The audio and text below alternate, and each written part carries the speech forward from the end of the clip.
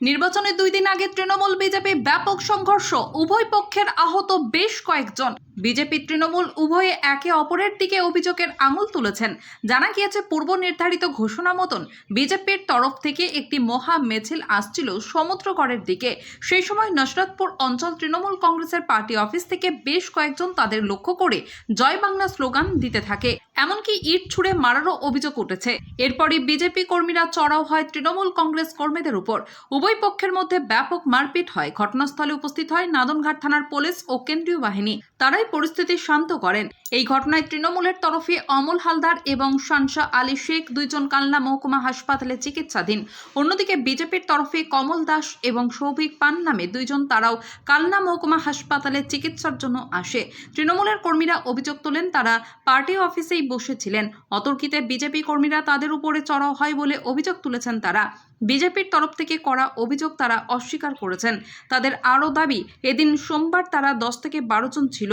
ওরা প্রায় 1000 খানেক কর্মী নিয়ে আমাদের উপর চড়াও হয়। উভয় পক্ষের মধ্যে ব্যাপক মারপিটে দুই পক্ষেরই বেশ কয়েকজন আহত হয়, যাদের মধ্যে তৃণমূলের 2 জন এবং বিজেপির 2 জন কালনা মহকুমা হাসপাতালে চিকিৎসার জন্য রয়েছেন।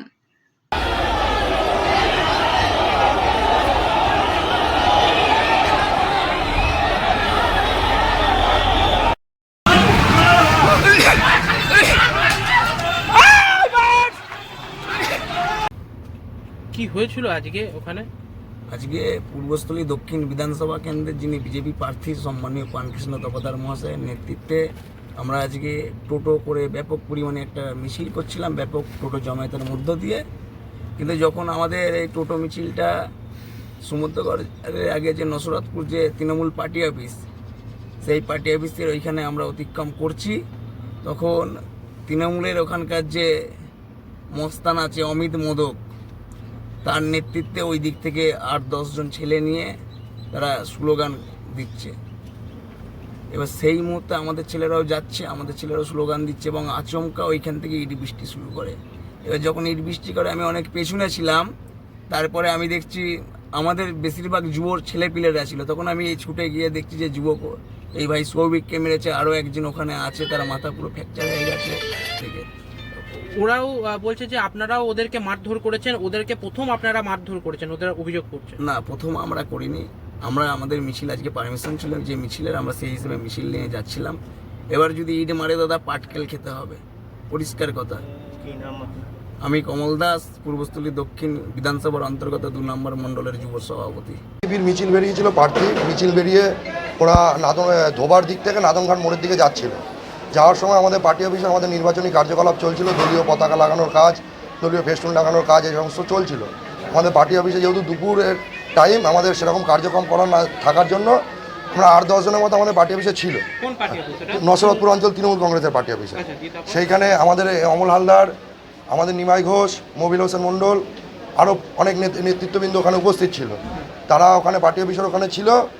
কোনো কথাবার্তা ছাড়াই অতর্কিতে ওরা এসে প্রায় 1 থেকে 1.5 লোক, ওরা আমাদের ওই 15-20 জনের ওপরে ইট, লাঠি, রড নিয়ে আক্রমণ, অতর্কিতে ইট বৃষ্টি, পার্টি অফিস পুরো ভেঙে তছনছ করে দিয়েছে। ইট দিয়ে মেরে, লোহার রড দিয়ে মেরে দুজনাকে হসপিটালে, মানে এমন ফ্র্যাকচার হয়েছে তাদের মাথায়, ব্রেনে এমন পরিমাণে হেমারেজ হয়েছে, তাদের হসপিটালে নিয়ে আসতে হয়েছে। আমাদের প্রায় 7 থেকে 8 জন আহত হয়েছে, তার মধ্যে 2 জনের অবস্থা আশঙ্কাজনক ছিল, আমরা হসপিটালে নিয়ে এসেছি। বাকি আমাদের এলাকায় প্রাথমিক ট্রিটমেন্ট চলছে। আমার নাম রাজেশ বসাক, আমি ব্লক তৃণমূল যুব কংগ্রেসের সহসভাপতি পূর্বস্থলী। তো এখানে কি হয়েছিল, কিভাবে আক্রমণ? বিজেপির মিছিল ছিল, আমাদের কর্মীরা পার্টি অফিসে বেরিয়ে দলের প্রচার করছে। সেই মিছিল থেকে দলের বোতল, ইট, পাটকেল ছুঁড়েছে। শুধু তাই নয়, বিজেপির লোকেরা দেখুন গিয়ে পার্টি অফিস, আমি কি বলবো, আপনার নিজের ছবিটা তুলুন না। পার্টি অফিসের ভেতরে রক্ত দাগ পড়ে আছে কিনা, রক্ত পড়ে আছে কিনা জানুন না। পার্টি অফিসে মোটরসাইকেল ভাঙচুর করেছে বলুন না। আমাদের প্রচারের টোটো গাড়িটাকে ভেঙে ফেলে দিয়েছে দেখুন না। এটাই তো আমাদের বক্তব্য, তারই প্রতিবাদে অবরোধ করেছে। এদের শোধ আমরা কিন্তু নেবো। মানুষের অসুবিধার জন্য 29 তারিখ বলবো না, 4 তারিখ 12টার পর কিন্তু এর প্রতিশোধ দেবো। আমাদের গাড়িগুলো থাকবে, 2 দিন প্রদর্শনী ব্যবস্থা হবে। মানুষ দেখে আমি বাসে গাড়িকে অর্ডার করে দাও, আমি প্লেস আনিয়ে দিচ্ছি, বাস দিয়ে দাও, ওই অবস্থায় থাকবে। বিজেপি প্রার্থীদের নামে কি থানায় কি অভিযোগ আপনারা? অভিযোগ হয়েছে, তাই তো ছুটে এলো, ওদের গ্রেপ্তার করতে হবে।